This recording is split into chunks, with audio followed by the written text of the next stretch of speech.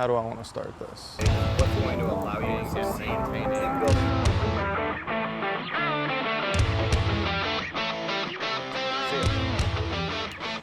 Like this, tell me in the comments what you want to see.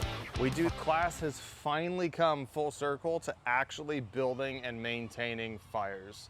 The last few weeks, we have been doing everything from lighting man-made tinders, lighting natural tinders, making our different stages of split wood prep to build a fire. And today we're actually going to be lighting that fire. In this week's class, we have been managing fires. So we allowed the kiddos who were here in person to build up and continue to keep their fire alive and going. I'm gonna go over a few of the different parts that we have here that we're gonna use, why we use them, how we use them, and then we'll actually get into lighting and maintaining this fire. The first thing we have is a platform. That's something that we actually build our fire on. If the ground is dry, it's not really necessary to do this, but if the ground is wet or if there's snow on the ground, you're definitely gonna want a platform to hold your fire until you get a nice hot coal base going or a bed of coals. So get something below you. This is just a couple pieces of kind of old punky wood.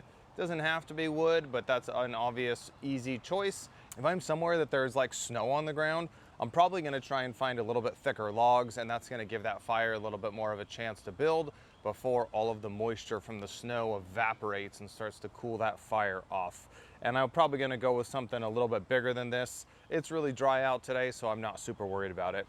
Our brace is what's gonna allow us to put our fuels on and actually build our fire without snuffing out my tinder. So if I were to just light this deer moss and then throw my fuels on it, there's a good chance I'm gonna put it out. Even if I don't, I'm not going to allow proper airflow.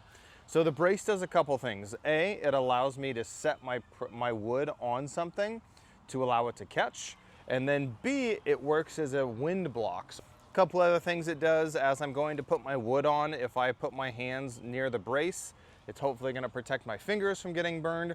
And then if there wasn't very much wind and I was trying to get a little bit more oxygen to my fire, instead of blowing on it, I can just lift up one side of my brace, and that's gonna allow more airflow to those new embers and hopefully allow that fire to catch if it was needed. It's not a necessary thing, but it's there if you need it. So I have my platform, I have my brace.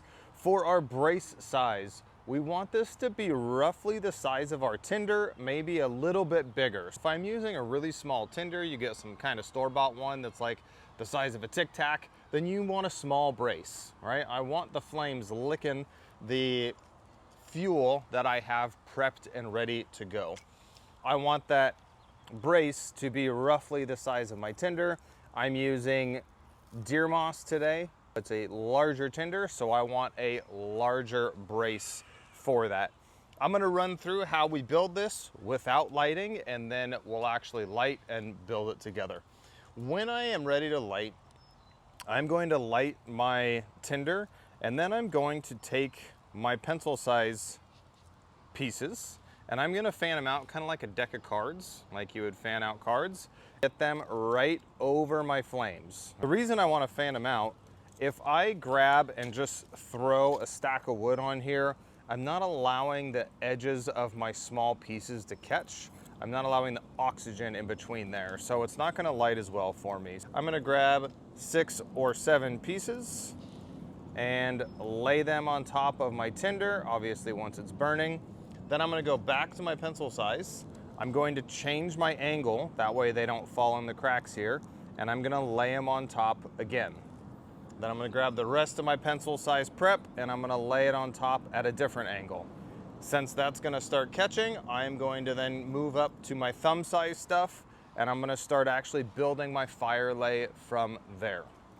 If you are interested in seeing what we've done to get to this point, I'll link all the videos right here. So we're gonna have a video linked for lighting a man-made tinder. We'll have a video linked for lighting a natural tinder, which is what I'm gonna light today. And then I'll also link a video for splitting this wood up and getting our split wood ready. Those will all be in the description.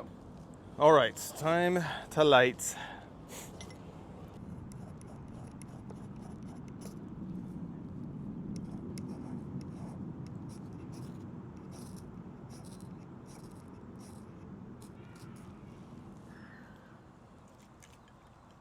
Okay, tinder's starting to burn. I'm gonna move pretty quick because our natural tinders tend to burn quickly.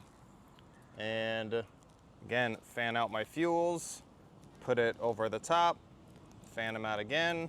Again, make sure those pencil-sized pieces are right over our flames so they'll catch. And to get the rest of my pencil-sized prep on here. Now I'm going to start adding my thumb-sized stuff.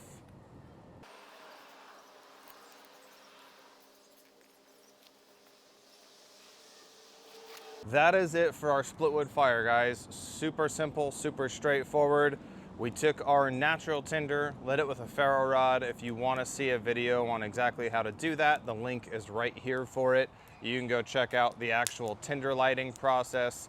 Then we took our split woods, put those on, the tinder was lit, and make sure to use that brace to allow that oxygen to flow. Everyone in my classes did amazing at this week. We had kids as young as 6 getting fires just like this going, and then going out, collecting more fuels, managing and maintaining these fires. So it is definitely something that is doable even at a young age. It's just following those basic principles and making sure that our fuels are the right size. If you're at home and you're trying to do this and you're struggling, make sure you're really picky about your fuel sizes. Really get those split woods down into pencil-sized pieces of wood. The smaller stuff is going to burn easier, so that's what we need to get. But we like to make sure that we can get our fire lit the first time, every time. Following these basic principles, getting our fuel sizes broken down into the smallest pieces we can, getting a nice good bundle of tinder, and then getting those fuel sizes on right away is what's going to allow you to succeed in building these fires. Obviously, just like a lot of the stuff we do, these things are tools and they can be very beneficial, but they can also be dangerous. So please make sure you're being smart and aware of what's around you, what you're lighting on fire, the weather conditions, all that kind of stuff. Thanks so much for watching, guys. See ya.